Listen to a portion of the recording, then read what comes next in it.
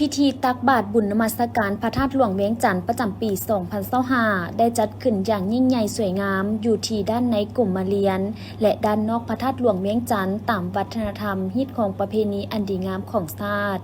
ซึ่งปีนี้แม่นกงกับวันที่5 พฤศจิกายน 2025 ซึ่งเป็นมื้อขึ้น15 ค่ำเดือน 12 ลาวพศ 2568 โดยการเข้าร่วมของพระอาจารย์ใหญ่มหาเวทมเสนัยประธานศูนย์กลางองค์การพุทธศาสนาสัมพันธ์ลาวท่านทองลุ้นศรีสุริตประธานประเทศแห่งสาธารณรัฐประชาธิปไตยประชาชนลาวมีรองประธานประเทศท่านอนุภาพตุนาลมเลขาคณะภาคประธานสภาประชาชนนครหลวงจันทร์ท่านอาจสะพังทองศรีพันดอนเจ้าของนครหลวงจันทร์พร้อมด้วยการนำผักหลาดมวลชนทางภายในและต่างประเทศเข้าร่วมอย่างหลวงลายในพิธีท่านทองลุ้นศรีสุริตประธานประเทศได้ใต้เทียนบูชาพระรัตนตรัยพร้อมทั้งหลั่นคอง3 บาทเพื่อเป็นสิริมงคลให้แก่พิธีตักบาตรในครั้งนี้จากนั้นก็ได้เข้าสู่พิธีทางศาสนาด้วยการไหว้พระหับศีลฟังธรรมเทศนาความหมายสำคัญของพระธาตุหลวงเวียงจันทร์จากนั้นก็ได้รับพรและหยาดน้ำเพื่ออุทิศบุญกุศลให้แก่บรรพบุรุษมหากษัตริย์โดยเฉพาะแม่นพระเจ้าไสยเศรษฐาธิราชที่ได้นำพาสร้างพระธาตุหลวงนี้ขึ้นให้เป็นมิ่งขวัญของปวงชนลาวจนเท่าทุกวันนี้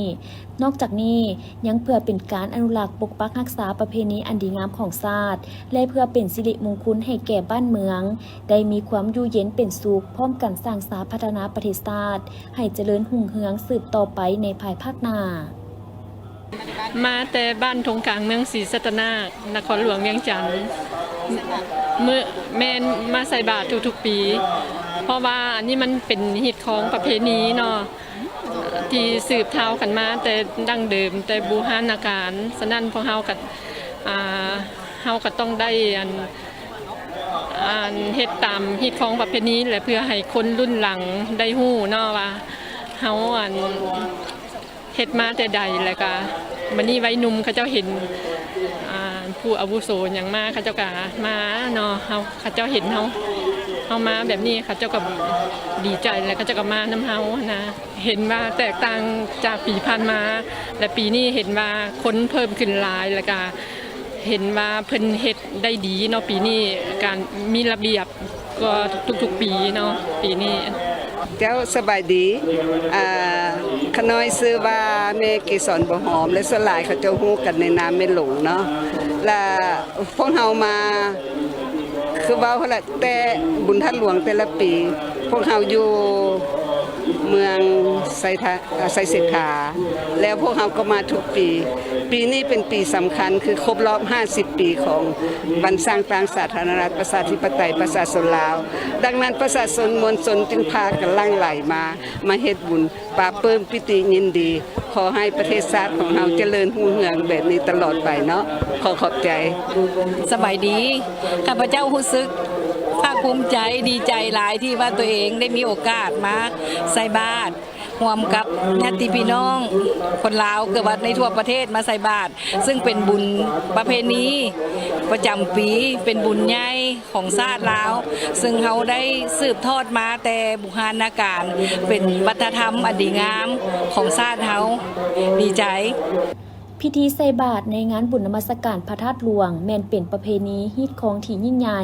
และงดงามมีประชาชนเข้าร่วมอย่างหลวงหลายที่สุดแสดงถึงความเลื่อมใสศรัทธาอันแห่งกล้าของปวงชนลาวที่มีต่อพระธาตุหลวงเวียงจันทร์อันเป็นมรดกทางวัฒนธรรมที่ประเสริฐของชาติพร้อมนี้ยังแสดงถึงความสามัคคีอันยิ่งใหญ่ของประชาชนบรรดาเผ่าและบ่งบอกถึงเอกลักษณ์วัฒนธรรมที่ล้ำค่าบุญพระธาตุหลวงปีนี้เห็นว่ามวลชนทุกสารทิศต่างก็มีจิตใจใส่ศรัทธาหลั่งไหลเข้ามาร่วมพิธีตักบาตรอย่างคับค้าหนาแน่นและเป็นจำนวนอย่างหลวงหลายเฮ็ดให้บรรยากาศของการใส่บาตรในปีนี้เต็มไปด้วยความคึกคืนม่วนซื่นทั้งรักษาได้ฮิตของประเพณีอันดีงามของชาติลาวเฮา งานบุญนมัสการพระธาตุหลวงเวียงจันทน์แม่นวัฒนธรรมอันดีงามซึ่งได้สืบทอดปฏิบัติกันมาเคียงคู่กับคนลาวชาวนครเวียงจันทน์เป็นเวลา4 ศตวรรษแล้วนับแต่สมัยพระเจ้าไสยเศรษฐาธิราชได้นำมาปฏิสังขรณ์พระธาตุหลวงแห่งนี้และได้เฉลิมฉลองใหญ่ในปีคศ1560ในโอกาสที่ได้มีการย้ายนครหลวงจากเสียงทองมาอยู่นครเวียงจันทน์ซึ่งในเวลานั้นพระองค์ได้นำพาจัดพิธีเฉลิมฉลองพระธาตุหลวงอย่างยิ่งใหญ่ตลอด7 มื้อ 7 คืนอันได้กลายมาเป็นประเพณีบุญนมัสการพระธาตุหลวงเวียงจันทน์ในเดือน12 แล้วของทุกปีนับแต่มื้อขึ้น8 ค่ำจนฮอด15 ค่ำหรือเดือน12 เพ็งของทุกปีนั่นเองบุญธาตุหลวงปีนี้ได้สืบทอดพิธีสำคัญอันเก่าแก่ดั้งเดิมเป็นต้นแมนพิธีทั้งศาสนาสูตรปริตะมงคลพิธีแห่ผาสัตว์เพิงตักบาตรแข่งขันกีฬาพื้นบ้านตีขีส่วนในตอนค่ำมื้อสุดท้ายก็มีพิธีเวียนเทียนเพื่อบูชาองค์พระธาตุตามขนบธรรมเนียมที่สืบทอดกันมาเป็นเวลาดนนานแข่งขันกีฬาตีขีในโอกาสงานบุญนมัสการพระธาตุหลวงเวียงจันทน์ประจำปี2025ได้จัดขึ้นในตอนบ่ายของวันที่5 พฤศจิกายนที่เดินสนามหลวงนครหลวงจันทน์โดยการเข้าร่วมของทานผู้วงคำสาวของเจ้าของนครหลวงจันทน์มีบรรดาการนำผักหลัดเฒ่าแก่แนวโฮมแขกถึกเซินพร้อมด้วยมวลชนทางภายในและต่างประเทศเข้าร่วมอย่างเป็นขบวนฟุดฟื้นพิธีแห่ลูกขีได้เริ่มต้นขึ้นในเวลา 13:00 น. โดยมีขบวนถุงซาดทุ่งศาสนาขบวนเฒ่าแก่แนวโฮมขบวนเซิ่งต่างๆและขบวนนักกีฬาที่จะลงแข่งขันซึ่งกีฬาตีขีแม้นเป็นประเพณีที่สืบทอดกันมายาวนานถือเป็นกิจกรรมที่หาเบิ่งได้ยากซึ่งได้จัดขึ้นในมื้อบุญธาตุหลวงเท่านั้นกงกับมื้อเพลง15 ค่ำเดือน12โดยคนสมัยก่อนมีความเชื่อว่าการตีขีแม่นการเสี่ยงทวยถึงเหตุการณ์บ้านเมืองเพิ่นเว้าว่าถ้าฝ่ายปกครองชนะก็ถวายว่าปีนั้นประชาชนพลเมืองบ่ค่อยอยู่ดีจะถูกพวกขุนนางบังคับข่มเหงแต่ถ้าปีใดพลเมืองชนะปีนั้นประชาชนจะอยู่เย็นเป็นสุขการเล่นกีฬาตีขีนี้เพิ่นจะใช้ไม้งงนั่นตีหรือก่อลูกขีไปหาโกนที่เพิ่นกำหนดไว้คือกว้าง3 วาสูง2 วาแต่หากบ่มีตานางคือโกนเตะบานลูกขีรอด้วยค้างผสมเล็กและท้องเป็นรูปมนๆก่อนจะลงเดินตีขีเพิ่นก็จัดแบ่งคนออกเป็น2 ฝ่ายคือฝ่ายหนึ่งเป็นฝ่ายปกครองและอีกฝ่ายหนึ่งเป็นฝ่ายพลเมืองซึ่งกำหนดเอาฝ่ายละ20หา30 คนซึ่งการตีขีในครั้งนี้โดยรวมแล้วแม่นเต็มไปด้วยบรรยากาศเบิกบานม่วนซื่นรักษาได้วัฒนธรรมฮิตของประเพณีที่เคยสืบทอดปฏิบัติกันมาแต่โบราณกาลอันนี้แม่นข้าพเจ้าชื่อประตูคำมีวงพระจันทร์ถือว่าเป็นในนามจำของเจ้าไสยเศรษฐาเพื่อเป็นต่างหน้าให้พ่อแม่ประชาชนเบิดเมืองไสยเศรษฐานี่แหละฉะนั้นจึงว่าฮอดช่วงระยะนี้เป็นเดือน12เพลงแม่นเป็นพิธีกรรมของกีฬาบูฮานมาแต่ใดว่าซั่นแต่พ่อแต่แม่แต่ปู่ย่าตายายพุ่นล่ะอันนี้ซึ่งว่าฮีตเก่าของหลังกับบ่ได้พระบ่ได้ลาฮีตเก่ามีไปจนถึงปัจจุบันนี้ก็จะได้นำพาเพราะว่าอิงใส่ทั้งการจะทั้งภาคทั้งรัฐเพิ่นชี้นำพาเพิ่นได้เอาใจใส่เพื่อติดตามให้ทั้งพวกเฮานี่เฮ็ดพิธีกรรมกีฬาตีขีนี่จนถึงปัจจุบันนี้ฉะนั้นจึงว่าก่อนที่เฮ็ดกีฬาตีขีนี่เพราะมันก็มีฮีตของมาแต่ใดมาก็ย้อนว่าเพราะว่าแต่ก่อนหันละแม่นเพิ่นระบบได้มีทีมใดทีมหนึงแบบว่าสมมุติว่ามันพนักงานนี่100 คนที่ประชาชน100 คนที่ถือว่าลงบัดเดียวเพิ่นจะตีบัดเดียวเลยนี่นะบัดเดี๋ยวนี้จึงว่าการจะตั้งพรรคเฮาถ้าว่าลงหลายจังซั่นมันสิเป็นการยุ่งยากฉะนั้นจึงว่าเพิ่นจึงว่ามาแบ่งทีมเฮ็ดเป็น2 ทีมเพื่อให้มันสวยสดงดงามเพื่อให้แขกชาวต่างชาติบ้านต่างเมืองหันเพื่อเห็นว่าโอ้ดอกกีฬาพื้นบ้านอยู่ในนครหลวงเวียงจันทน์พวกเฮานี้จึงมีลิ้นแบบสวยสดงดงามเพื่อเฮ็ดตามฮีตตามของพ่อแม่ที่ได้ระบุมาแบบนั้น ผ่านการแข่งขันผลปรากฏว่าฝ่ายประชาชนสามารถเอาชนะฝ่ายปกครองด้วยคะแนน7-5หมายความว่าประชาชนจะอยู่เย็นเป็นสุขตามความเชื่อที่เคยสืบทอดกันมางานบุญนมัสการพระธาตุหลวงเวียงจันทร์เป็นอีกหนึ่งปางบุญใหญ่ที่สำคัญที่จัดขึ้นในทุกๆปีซึ่งปีนี้ก็เช่นเดียวกันกับปีที่ผ่านๆมาก็คือยังมีบรรยากาศทางภายในและก็มีมวลชนทางภายในและนักท่องเที่ยวต่างประเทศที่ให้ความสนใจพากันหลั่งไหลเข้ามาเที่ยวชมงานบุญเป็นจำนวนหลายในค่ำคืนของวันที่5 พฤศจิกายน 2025แม้นเป็นมื้อสุดท้ายของการจัดงานบุญดังกล่าวเห็นได้ว่าบรรยากาศเต็มไปด้วยความเบิกบานมวลซื่นโดยมีพ่อแม่ประชาชนนครหลวงเวียงจันทร์และแขวงต่างแขวงในทั่วทุกสารทิศได้พากันหลั่งไหลเข้ามาเที่ยวชมงานบุญนมัสการพระธาตุหลวงเวียงจันทร์อย่างคับค้าหนาแน่นและเป็นจำนวนหลายเฮ็ดให้การจับจ่ายซื้อขายสินค้าในมื้อสุดท้ายคึกคืนเพราะว่าแต่ละร้านค้านำเอาสินค้ามาวางแสดงจำหน่ายในงานต่างก็พากันขายเละออกและลุดแลกแจกแถมจนเป็นที่น่าสนใจของมวลชนที่มาเที่ยวในงานบุญต้องพากันซื้อเพื่อกลับบ้านเพื่อเป็นของฝากของตนซึ่งในมือสุดท้ายของงานบุญดังกล่าวยังมีหลากหลายกิจกรรมเพื่อให้มวลชนได้เที่ยวชมและจับจ่ายซื้อขายสินค้าจากบรรดาบริษัทห้างห้านบ่ว่าจะเป็นผลิตภัณฑ์สินค้าของคนลาวและต่างประเทศนำมาวางขายภายในเพื่อให้ประชาชนลาวบรรดาเผ่านักท่องเที่ยวทางภายในและต่างประเทศได้มาเที่ยวชมจับจ่ายซื้อขายกัน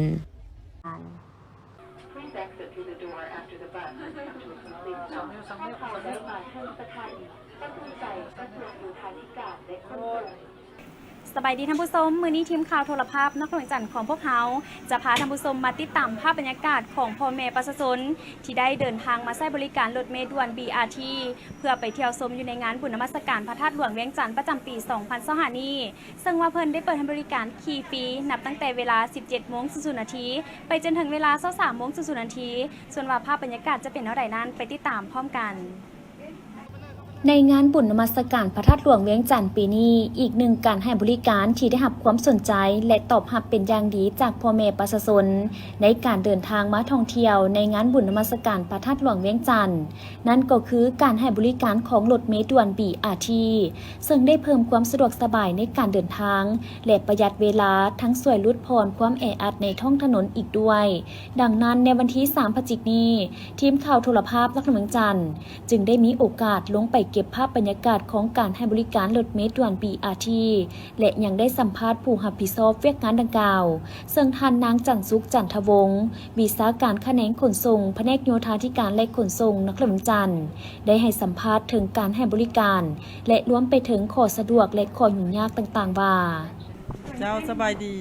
ข้าพเจ้าจันสุขจันทวงศ์อยู่แขนงขนส่งแผนกโยธานครหลวงข้อสะดวกขอว่าก่อนเนาะเพราะว่าเป็นข้อสะดวกให้กับประชาชนในการเพิ่นจะนำใช้รถบริการมวลชนนี่แล่นไปเที่ยวบุญท่านหลวงก็คือพวกเขาบริการฟรีเนาะและข้อยุ่งยากก็มีอยู่บนว่าเส้นทางเขามันยังมีรถบรรดามวลชนหั่นยังบ่เข้าระเบียบเทื่อบางเทื่อสายทาง BRT ก็ยังมีรถ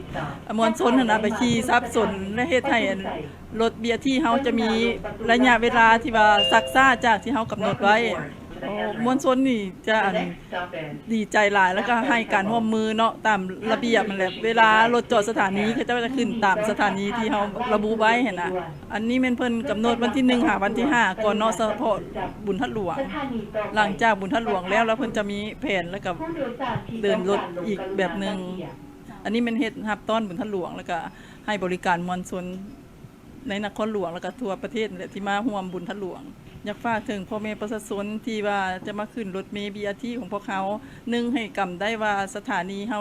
อยู่จุดใดเนาะแล้วก็ให้ติดตามเวลาและเพิ่นกำหนดไว้และส่วนว่าบอนจอดรถที่ว่าเพิ่นจะมาเพิ่นจะมีแผนอีกกำหนดไว้ให้พวกท่านได้ไปจอดรถส่วนตัวเพื่อมานำใช้รถมวลชนนี่เนาะเพื่อเป็นข้อสะดวกบ่ให้รถอัดในการสัญจรเฮ็ดให้สภาพบนท้องถนนมีความรู้ลวงในการแล่นรถจะบ่ให้มีการรถติดอยากให้พ่อแม่ประชาชนให้ความร่วมมือนี่ก็เป็น อีกบาทก้าวหนึ่งของโสมหน้าใหม่นครหลวงเฮาในการนำใช้รถบริการมวลชนพร้อมนี้ทีมงานข่าวของพวกเขาก็ยังได้สัมภาษณ์ถึงความรู้สึกของท่านนางพรทิพย์ประชาชนผู้ที่มาใช้บริการซึ่งเพิ่นบอกว่าเป็นครั้งทำอิฐที่ตนเองได้มาใช้บริการรถเมล์ด่วน BRT เพราะรู้สึกว่าการเดินทางสะดวกสบายหลายขึ้นแอร์เย็นรถก็ขี่สบายกว้างขวางรู้สึกปลอดภัยและการเดินทางก็ประหยัดเวลาหลายขึ้นน้ำอีกเจ้าสบายดีเนาะข้าพเจ้าชื่อว่าพรทิพย์บุภาสิริเนาะเฮ็ดเวียกอยู่มศคณะอักษรศาสตร์เจ้าแม่นละการขึ้นรถเมล์ตัวนี้แม่นเป็นครั้งทำอิฐเจ้าโอ้มีความรู้สึกแบบว่าสะดวกสบายดีแล้วก็แอร์เย็น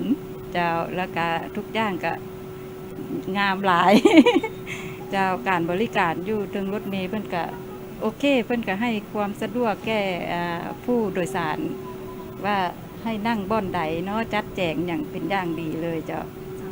โอ้เจ้าคันถ้าเปิดไซต์บริการแห่งยินดีเลยเนาะเพราะว่าอันเที่ยวการทุกมื้อเจ้า แต่ตลาดเช้าไปหามอซองสินะเนาะในการเฮ็ดเวียกสิแม่นสะดวกเจ้าฮับจะบริการจะขี่เป็นปกติเลยเจ้า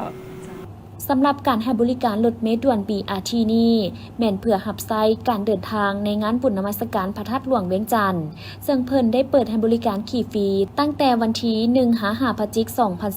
2025เริ่มแต่เวลา 17:00 นไปจนถึงเวลา 23:00 นในตลอดระยะ5 วันผ่านมาของการเฉลิมฉลองบุญนมัสการพระธาตุหลวงเวียงจันทน์ประจำปี 2025แม้นเต็มไปด้วยบรรยากาศที่เบิกบานม่วนซื่นหากสาได้ฮิตของประเพณีอันดีงามของประชาชนชาวนครหลวงเวียงจันทน์และชาวลาวทั่วประเทศได้พร้อมกันปกปักรักษาวัฒนธรรมอันจบงามและได้เข้ามาเที่ยวชมมานมัสการพระธาตุหลวงเป็นจำนวนหลวงหลายในแต่ละวันเฮ็ดให้มีบรรยากาศที่ฝดฟื้นม่วนซื่นสมกับเป็นปางบุญใหญ่ของชาติที่ปฏิบัติสืบทอดกันมาเป็นเวลา400 กว่าปีแล้วซึ่งแสดงถึงวัฒนธรรมอันดีงามและประเพณีที่ยิ่งใหญ่ที่คนลาวมีความภาคภูมิใจและเอกอ้างในเอกลักษณ์ของความเป็นชาติถึงว่าประเทศเฮาจะน้อยความเจริญยังบ่หลายแต่ประเทศเฮามีวัฒนธรรมที่เจริญรุ่งเรืองมีขนบธรรมเนียมอันจบงามและมีประชาชนมีความสามัคคีเฮ็ดบุญศีลกินทานอย่างบ่ขาดแสดงถึงความเคารพนับถืออันสูงส่งต่อพระธาตุหลวงที่เป็นมิ่งขวัญของปวงประชาและเป็นศูนย์รวมจิตใจความสามัคคีของคนลาวชาวนครหลวงเวียงจันทน์พร้อมกันนี้ยังแสดงถึงความเลื่อมใสศรัทธาในพุทธศาสนาที่เป็นพื้นฐานสำคัญทางด้านจิตใจของประชาชนเฮาที่เฮ็ดให้สังคมมีความสงบสุขและร่มเย็นตลอดมาบุญพระธาตุหลวงเวียงจันทน์มีประเพณีสำคัญหลายอย่างที่สืบทอดกันมาแต่สมัยพระเจ้าไสยาเศรษฐาธิราชแต่อันที่โดดเด่นที่สุดก็แม่นพิธีแห่ผาสัตว์เพิงและพิธีตักบาตรหยาดน้ำที่มีความยิ่งใหญ่และสวยสดงดงามได้มีมวลชนจำนวนหลวงหลาย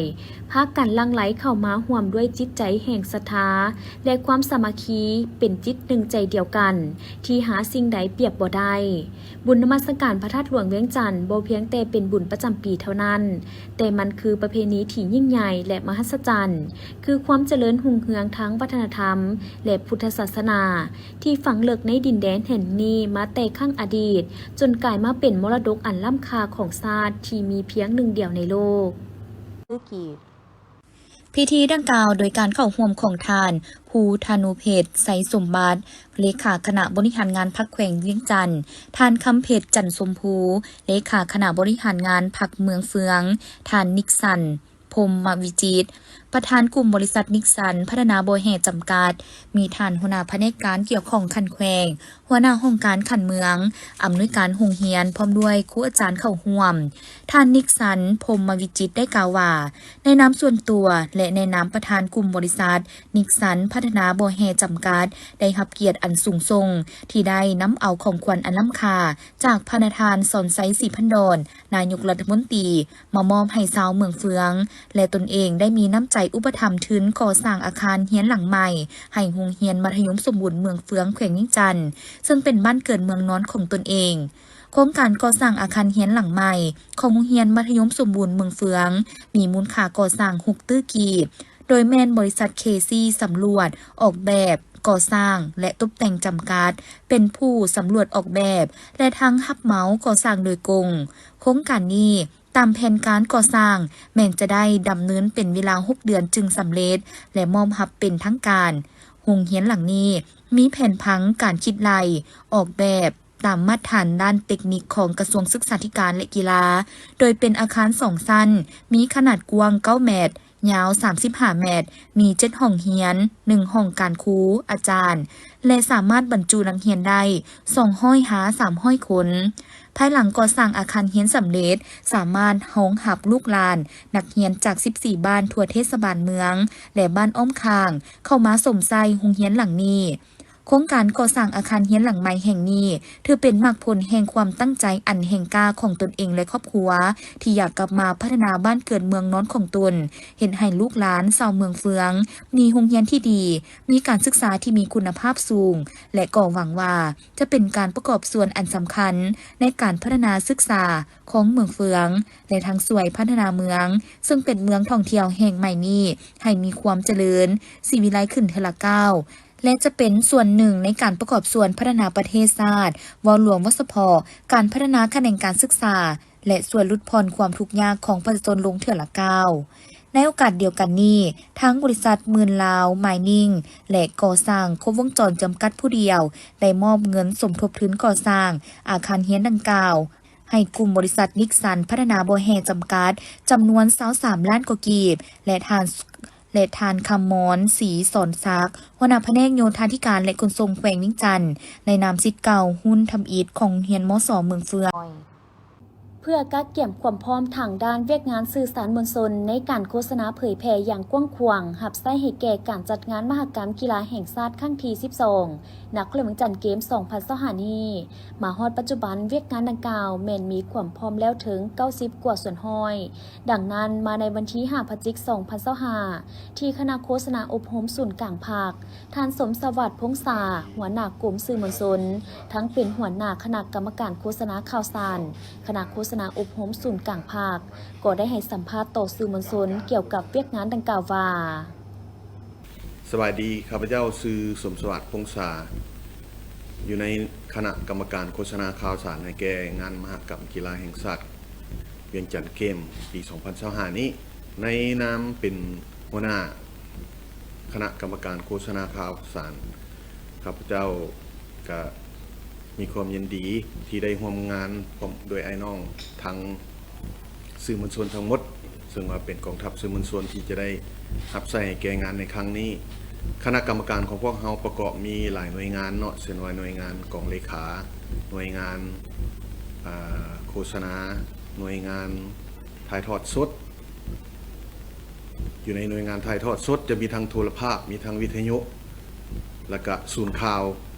ซึ่งหน้าที่ของพวกเราก็แม่นรับใช้ในการโฆษณางานดังกล่าวให้มันกว้างขวางให้มันฟดฟื้นซึ่งว่าก่อนหน้าจะไปฮอดงานดังกล่าวนี้พวกเราก็มีการกะเขียมความพร้อมหลายด้านเนาะบ่ว่าจะเป็นการออกข่าวให้แก่การเคลื่อนไหวของคณะกรรมการต่างๆเช่นว่าในมม.มานี่ก็มีการเล่นทวนไฟในขอบเขตนครหลวงเวียงจันทน์ก็คือทั้ง9 ตัวเมืองซึ่งว่าก็ยังความดำเนินไปอยู่และนอกจากนั้นพวกเราก็ได้มีการกะเขียมศูนย์ข่าวภายในกะเขียมเรื่องวางแสดงโดยเฉพาะเป็นรูปภาพประวัติศาสตร์ความเป็นมาของงานกีฬามหกรรมแห่งชาตินี้และก็หน่วยงานถ่ายทอดสดซึ่งนำโดยโทรภาพแห่งชาติได้เป็นเจ้าการในการกะเขียมซึ่งว่ามหอดปัจจุบันนี้ถือว่าแต่ละหน่วยงานของพวกเรานี่ถือว่ามีความพร้อมประมาณ90%เนาะแล้วก็พร้อมกันนั้นก็ยังได้เคลื่อนไหวโฆษณาให้แก่ขบวนการต่างๆที่เกิดขึ้นในนครหลวงเวียงจันทน์บ่ว่าจะเป็นงานบุญนมัสการพระธาตุหลวงการกะเขียมโฆษณาให้แก่ตอนรับวันศาสตร์ที่2 ธันวาคม50 ปีแล้วก็ยังกองประชุมสภาอีกเนาะฉะนั้นละสื่อมวลชนพวกเราก็มีภารกิจอันหนักหน่วงจึงเรียกร้องมายังบรรดาสื่อมวลชนช่วยกันประกอบส่วนอันนี้แม่นอันนึงอันที่2ก็หลีกเลี่ยงบ่ได้เนาะเนื่องจากว่าหลายเหตุการณ์ที่เกิดขึ้นในปัจจุบันพวกเราก็ยังมีความเตรียมพร้อมในการโฆษณาการมีส่วนร่วมของประชาชนพ พ่อแม่ประชาชนพ่อค้าชาวขายพนักงานทหารตำรวจที่ว่าในนามเขาเป็นเจ้าภาพอยู่ในนครหลวงจันทร์พวกเขาอยู่ในการกาเกี่ยมของพวกเขานี่พวกเขาก็ได้มีการนอกจากกาเกี่ยมกำลังพลแล้วเนาะพวกเขาได้กาเกี่ยมกำลังเครื่องมือโดยเฉพาะวัตถุอุปกรณ์ต่างๆบ่ว่าจะเป็นอยู่ในห้องศูนย์ข่าวบ่ว่าจะเป็นอยู่ในหน่วยงานถ่ายทอดสดและการลังจำนวนพลนี่พวกเขาก็ได้มีเหตุข้อตกลงเนาะหับใช้เฉพาะแต่งตั้งหน่วยงานแล้วก็มีจำนวนพลประมาณ200กว่าชีวิตที่จะเข้าร่วมอยู่ในการโฆษณาเผยแพร่ให้แก่งานมหกรรมครั้งนี้ฉะนั้นแหละถือว่านครหลวงเป็นจุดใจกลาง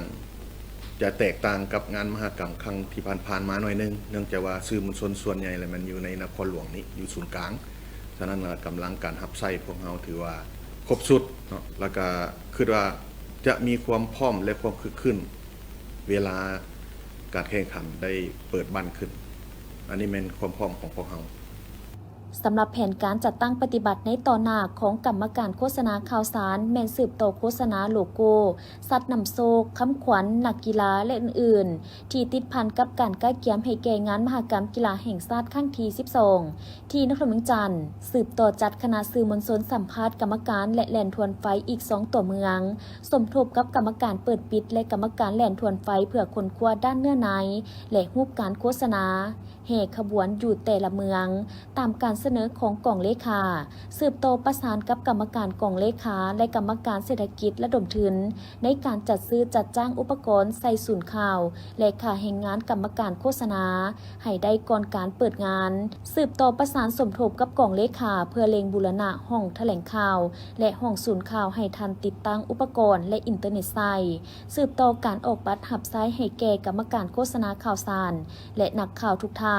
ให้ได้หับก่อนงานเปิดสำหรับเวียกทีฮีบด่วนหน่วยงานถ่ายทอดสดและหน่วยงานวางแสดงรูปภาพหีบฮ้อนผ่านแผนเวียกและแผนงบประมาณนำกรรมการกองเลขาและกรรมการเศรษฐกิจเพื่อนำเสนอหับฮ้องจากประธานเพื่อเป็นการเผยแผ่โฆษณาปลุกระดมขนควายปลูกจิตสำนึกให้แก่นักเรียนผู้นำไส้รถนำไส้ถนนหับรู้เข้าใจต่อกฎระเบียบจราจรและผลร้ายของอุบัติเหตุตามท้องถนนดังนั้นในวันที่4 พฤศจิกายน 2025 นี้แผนกตำรวจจราจรปกส.แขวงขมวนได้ลงโฆษณาเผยแพร่กฎระเบียบจราจรอยู่โรงเรียนมัธยมศึกษาสงฆ์เมืองท่าแขกโดยการนำพาของพันตรีกองไซสีนวลมณีห้องหัวหน้าแผนกตำรวจจราจรปกส.แขวงขมวนมีฐานการละกรไสยถาฏห้องผู้อำนวยการโรงเรียนมัธยมศึกษาสงฆ์ครูอาจารย์พร้อมด้วยนักเรียนสามเณรเข้าร่วมการลงโฆษณากฎระเบียบการสัญจรในครั้งนี้แม่นได้นำเอากฎระเบียบการสัญจรทางบกเกี่ยวกับการกำหนดหลักการคุ้มครองการติดตามกฎการจราจรทางบกเพื่อควบคุมการสัญจรและการนำใช้พาหนะตามทางหลวงให้มีความสะดวกปลอดภัยและเป็นระเบียบเรียบร้อยเป็นการเตือนสติให้ผู้ขับขี่คำนึงถึงความปลอดภัยและเป็นการปลูกจิตสำนึกให้แก่ผู้ขับขี่ได้รู้จักพื้นฐานกฎระเบียบจราจรรู้ได้ทิศทางเทคนิควิธีการขับขี่ที่ถูกต้องโดยเฉพาะสามเณรที่นำใช้รถถีบไฟฟ้าเป็นพาหนะในการเดินทางการย่างตามแคมทางและการข้ามทางที่ถูกต้องและปลอดภัยสิ่งสำคัญต้องเอาใจใส่ปฏิบัติกฎระเบียบการสัญจรกฎหมายจราจรทางบกอย่างเข้มงวดทั้งนี้ก็เพื่อหลีกเลี่ยงการเกิดอุบัติเหตุตามท้องถนนหลวงในวันที่ 6 พฤศจิกายน 2025 ขณะนำศูนย์กลางแนวเล้าสั่งซาดได้เคลื่อนไหวเยี่ยมยามฐานการผลิตกสิกรรมฟาร์มเลี้ยงปลาดุกเป็นสินค้าแบบไบโอฟอกหรือเลี้ยงใส่อ่างที่บ้านดงควายเมืองไซธานีนครหลวงจันทร์นำโดยท่านศิลวงศ์ขุดไพฑูรย์ประธานศูนย์กลางแนวเล้าสั่งซาดพร้อมด้วยภรรยาโดยการต้อนรับของท่านอนุศักดิ์แก้วเจริญประธานบริษัททรัพย์เจริญฟาร์มมีท่านภูวงศ์พระมีสิทธิ์กรรมการศูนย์กลางแนวเล้าสั่งซาดท่านเวียงคำสีหาโคตเลขาผักเมืองไซธานีพร้อมมีบรรดาภาคส่วนที่เกี่ยวข้องเข้าร่วมติดตามท่านอนุศักดิ์แก้วเจริญได้รายงานให้ฮู้เกี่ยวกับความเป็นมาของทรัพย์เจริญฟาร์มตั้งแต่แนวความคิดริเริ่มและขั้นตอนวิธีการในการเลี้ยงปลาดุกใส่อ่างด้วยระบบน้ำหมุนเวียนเฮ็ดให้ปลาดุกมีคุณภาพสะอาดและรสชาติแซ่บพร้อมทางรายงานให้ฮู้เกี่ยวกับผลิตภัณฑ์ที่แปรรูปจากปลาดุกเส้นปลาดุกแดดเดียวใส่อั่วปลาดุกและแจ่วปลาดุกเส ซึ่งสามารถเพิ่มมูลค่าให้กับผลิตภัณฑ์ได้เป็นอย่างดี และพร้อมทั้งเสนอข้อสะดวกข้อยุ่งยากต่างๆ โดยปัจจุบันสับเจริญฟาร์มก็สามารถตอบสนองปลาดุกออกสู่ท้องตลาดได้เป็นอย่างดี โดยมีสมาชิกอยู่22กลุ่มในการผลิตสนองตลาดได้มื้อละ2ตนแต่ก็ยังบ่เพียงพอกับความต้องการฉะนั้นในปี 2026 นี้แม่นมีแผนจะขยายการผลิตอีก 3,000 อ่างทั้งนี้ก็เพื่อเพิ่มกำลังการผลิตให้สูงขึ้นเพื่อให้สามารถค้ำประกันเสบียงอาหารให้เพียงพอกับความต้องการของตลาดทางภายในและส่งออกต่างประเทศโอกาสนี้ท่านศิลวงศ์ขุดไพฑูรย์ยังได้ให้ทิศซี่น้ำโดยก่อนอื่นท่านได้แสดงความย่องยอสมเสยที่สับเจริญฟาร์มหันการผลิตเกษตรเป็นทันสมัยสามารถสนองตลาดได้เป็นอย่างดีและมีผลิตภัณฑ์ที่หลากหลายหับไส้สังคมพร้อมทั้งเสนอให้สับเจริญฟาร์มพัฒนากลายเป็นศูนย์เรียนรู้กสิกรรมที่ทันสมัยให้กับสาวหนุ่มเยาวชนขยายกำลังการผลิตให้กว้างขวางเพื่อตอบสนองความต้องการของตลาดให้เพียงพอ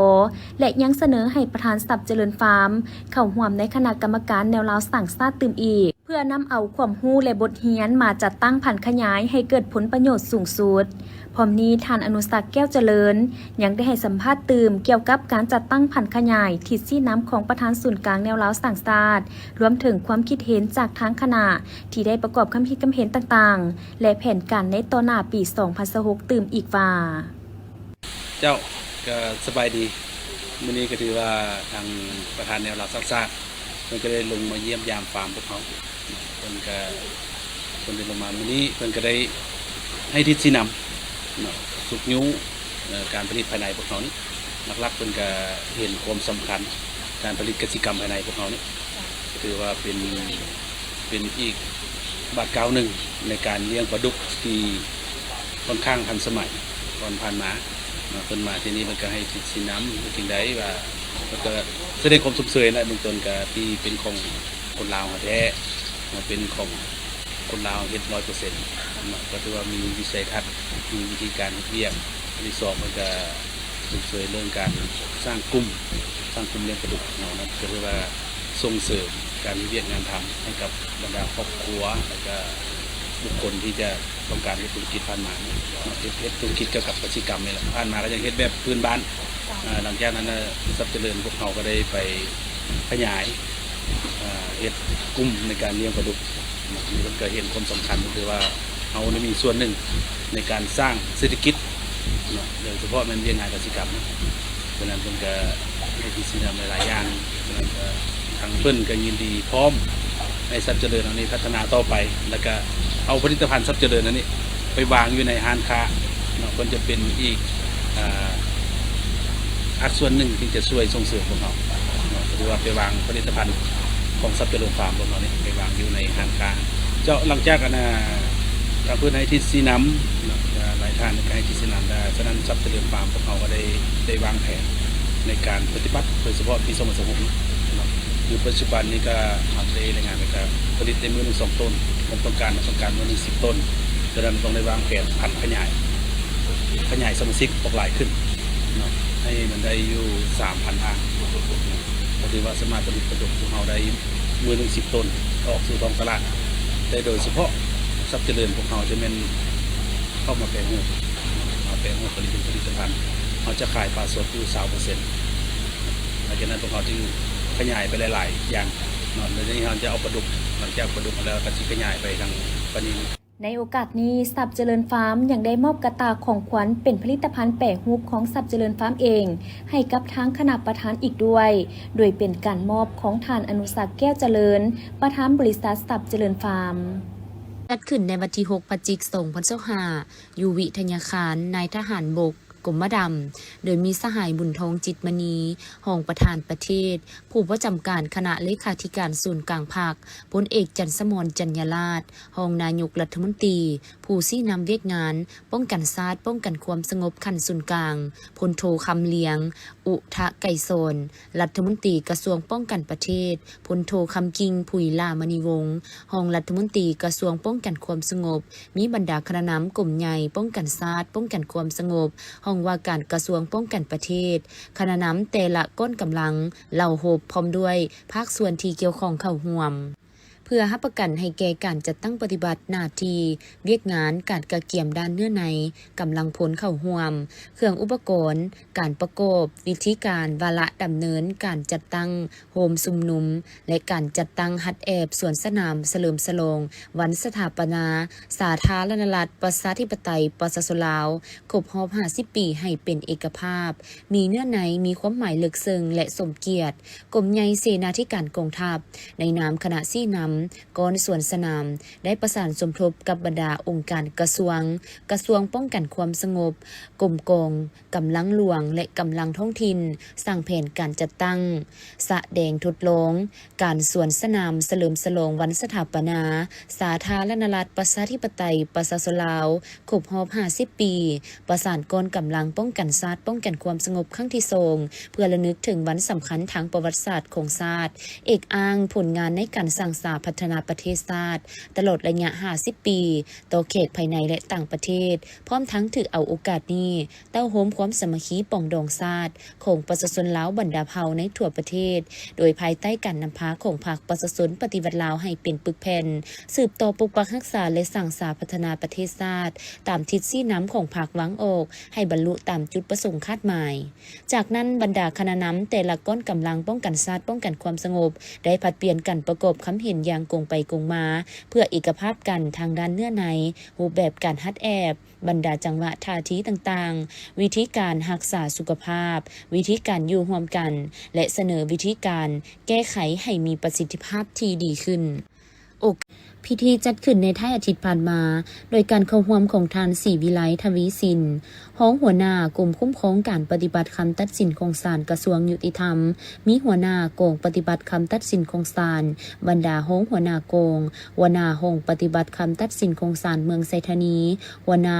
ห้องเมืองนาไซทองหัวหน้าแขนงห้องหัวหน้าแขนงพร้อมด้วยพนักงานเข้าร่วมทานศรีวิไลทวีสินได้บรรยายหลายบรรหาเป็นต้นแม่นการปฏิบัติภาระบทบาทของแขนงบังคับปฏิบัติคำตัดสินของศาลการประมูลและการขายทรัพย์ทักษะในการศึกษาผมคู่ความและทักษะการเขียนบทบันทึกการปฏิบัติคำตัดสินของศาลวิธีการตีราคาทรัพย์ขั้นตอนการตีราคาทรัพย์การดำเนินการตีราคาทรัพย์การขายทรัพย์การมอบทรัพย์และการยกย้ายทักษะในการนำใช้มาตรการต่างๆต่อผู้ปฏิบัติคำตัดสินของศาลจากนั้นผู้เข้าร่วมก็ได้มีการแลกเปลี่ยนคำคิดคำเห็นด้วยการบรรยายดังฟุดฟื้นและเต็มไปด้วยเนื้อในอันสำคัญเจ้าท่านผู้ชมที่เคารพและข่าวนี้ทางแผนกยุติธรรมแขวงหลวงน้ำทาได้ลงโฆษณาเผยแพร่กฎหมายและตั้งโต๊ะให้คำปรึกษาด้านกฎหมายให้กับผู้อาจารย์และนักเรียนม.โสนาเตยพิธีจัดขึ้นในวันที่5 พฤศจิกายน 2025อยู่ที่โรงเรียนม.โสนาเตยนำพาโดยท่านคำหุงกุโพคำรักษาการหัวหน้าแขนงกฎหมายโฆษณาเผยแพร่กฎหมายเข้าร่วมโดยท่านพรหมมีรอบุญเอ้ยและท่านแฟงเพชรอิงลาหักห้องอำนวยการโรงเรียนม.โสนาเตยพร้อมด้วยทีมงานโฆษณาจากแผนกยุติธรรมตลอดฮอดนักเรียนเข้าร่วมการลงโฆษณาเผยแพร่กฎหมายในครั้งนี้เพื่อเป็นการนำเอาเนื้อในจิตใจของกฎหมายที่ประกาศใช้ในแต่ละระยะลงเผยแพร่ให้กับผู้อาจารย์และน้องๆนักเรียนได้รับรู้เข้าใจทั้งเป็นการสร้างสติเคารพกฎหมายเป็นการต้านและสกัดกั้นปรากฏการณ์ย่อท้อต่างๆที่เกิดขึ้นในสังคมยกสูงประสิทธิภาพในการคุ้มครองรัฐคุ้มครองสังคมด้วยกฎหมายให้มีความเข้มแข็งเฮ็ดให้สังคมมีความสงบสีวิไลยุติธรรมกฎหมายที่นำมาเผยแพร่ประกอบมีกฎหมายว่าด้วยการต้านการฆ่ามนุษย์กฎหมายว่าด้วยการต้านและสกัดกั้นการใช้ข่มเหงต่อแม่หญิงและเด็กน้อยกฎหมายว่าด้วยยาเสพติดผ่านการลงเผยแพร่เห็นว่าบรรดาผู้เข้าร่วมรับฟังได้ให้ความสนใจและยกปัญหาขึ้นมาสนทนาแลกเปลี่ยนบทเรียนประกอบคำคิดคำเห็นอย่างมีบรรยากาศฟุดฟื้นโอกาสเดียวกันนี้ทีมงานจากแผนกยุติธรรมยังได้มอบปื้มกฎหมายจำนวนหนึ่งให้แก่โรงเรียนอีกด้วยตอนท้ายท่านคำหุงกุโพคำได้มีคำเห็นโอ้ล้มก่อนอื่นท่านได้แสดงความย่องยอสมเสยต่อครูอาจารย์และนักเรียนที่ได้ให้ความร่วมมือเอื้ออำนวยความสะดวกด้านเวลาสถานที่ให้กับทีมงานโฆษณาเป็นอย่างดีและได้เน้นหนักบางปัญหาที่สำคัญเป็นต้นให้บรรดาทานที่ได้รับการเผยแพร่จงมีสติระวังตัวเป็นเจ้าการในการเคารพปฏิบัติระเบียบเพิ่มทวีความสามัคคีพร้อมทั้งนำเอาเนื้อในกฎหมายที่ได้รับฟังไปเผยแพร่